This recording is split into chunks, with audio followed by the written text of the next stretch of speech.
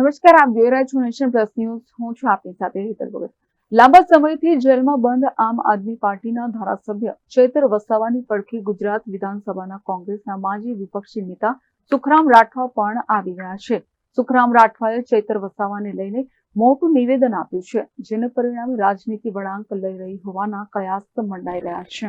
અત્રે નોંધનીય છે કે ચૈતર વસાવાને રેગ્યુલર જામીન મળે એ માટેની સુનાવણી ગુજરાત હાઈકોર્ટમાં આગામી તારીખ 28 ઓગસ્ટના રોજ થનાર છે.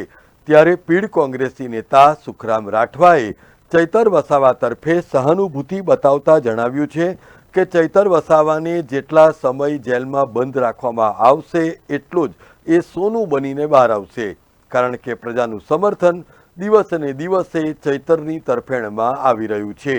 આ મજબૂત આદિવાસી નેતાએ આગાહી કરતા જણાવ્યું હતું કે ભારતીય જનતા પાર્ટી ચૈતર વસાવાને ભાજપમાં સામેલ કરાવવા માટેના યેન કેન પ્રકારેના પ્રયાસો પણ કરી રહી છે.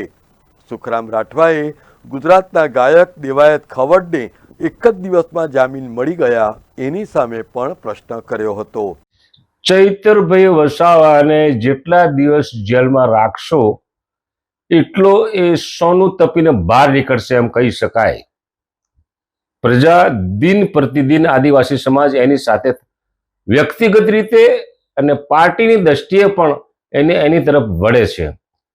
મને લાગે છે કે ભાજપ ચૈતરભાઈને ફોસલાવવા માટે કે એમની પાર્ટીમાં લઈ જવા માટે કોઈક બીજા મારફતે દબાણ કરીને એને પાર્ટીમાં લઈ જઈને આ કેસ પડતો મૂકે એવું હોઈ શકે.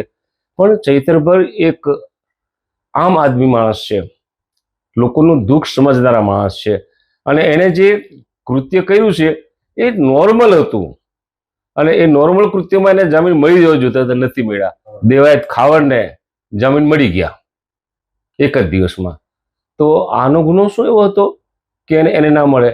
હું સામાજિક રીતે ચૈતરભાઈની સાથે છું.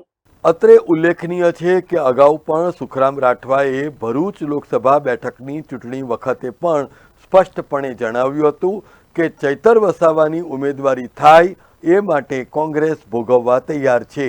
આગામી દિવસોમાં સુખરામ રાઠવા સહિતના અન્ય આદિવાસી નેતાઓ ડેડિયાપાડાના બોગજ ગામની મુલાકાત લેશે અને ત્યાં ચૈતર વસાવાના પરિવારજનોને મળીને સ્થિતિનું આકલન પણ કરનાર છે. અમે 1-2 દિવસમાં એ વિસ્તારમાં ફરી પાછા જવાના છે, અને આ પ્રશ્ન ત્યાં ચર્ચા થવાનો, અને ત્યાં જનમેદનીની અંદર પણ ચર્ચા થાય તો અમે ચૈતરભાઈને ટેકો આપવાના. આદિવાસી સમાજ માટે ચૈતરભાઈ લડે છે, અમારા આનંદભાઈ પણ લડે છે, મેવાણી પણ લડે છે. આ બધા સામાજિક મુદ્દાઓને લઈને લડીએ છીએ. વ્યક્તિગત રીતે લડતા નથી, પાર્ટીની દ્રષ્ટિએ લડતા નથી. પણ ભાજપના પેટમાં તેલ રેડાય છે.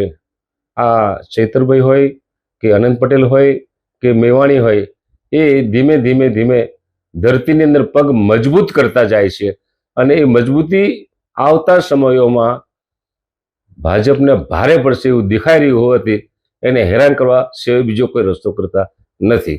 એ મારો અને ચૈતરભાઈનો વ્યક્તિગત મામલો છે, રાજકીય મામલો નથી.